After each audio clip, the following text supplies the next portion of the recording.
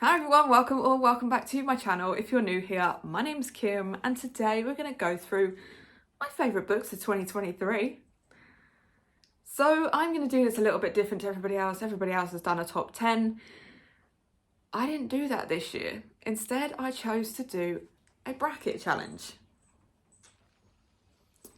Don't know whether this is going to work out, but that's what we're doing. So every single month I put down my favourite book of that month. That then moves forward into the next stage and so on and so forth until I get down to my final book of the year. This is all made up this year of 5-star reads only. This is not all the 5-star reads, so there is an honourable mentions section where you will find out all the other books that I've read, and some of them are heartbreaking, but some of them did not make the bracket challenge. Let's get on with it, shall we? So for January, my favourite read was The Maid by Nita Prose. I really enjoyed this. I cannot wait for book 2 in the series. This went ways that I didn't think it would go. That's January. In February, another shocker for me, it was actually a play. It was Driving Miss Daisy by Alfred Ulrey, and this was so funny, so heartwarming and so heartbreaking at the same time. Absolutely loved it. So, moving forward out of January and February, my favourite read out of the two, shockingly, is Driving Miss Daisy. My favourite read from March is Dark Reflections by Laura C. Redden. Everybody knows I absolutely love this person's writing. Cannot get enough of it.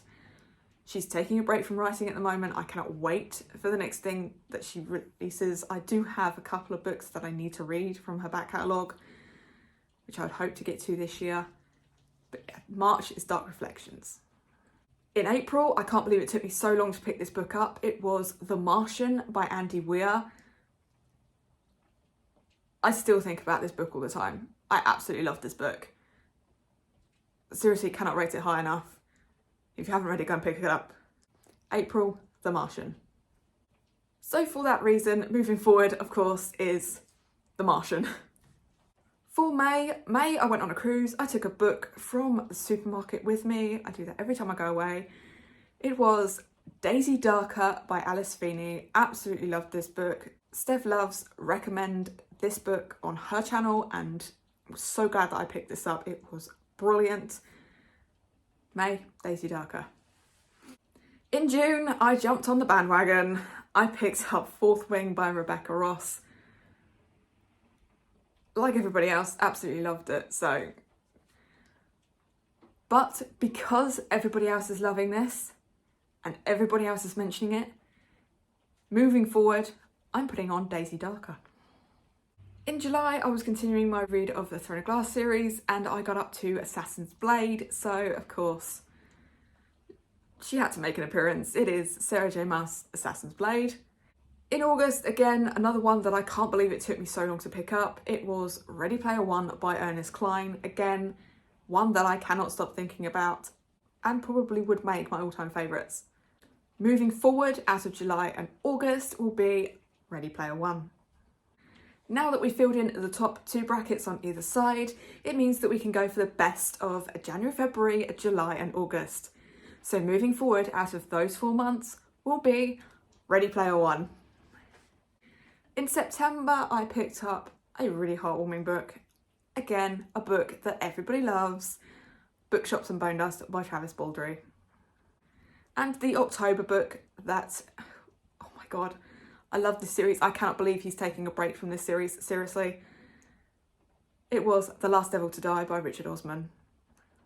Moving forward out of September and October, it will be The Last Devil to Die by Richard Osman.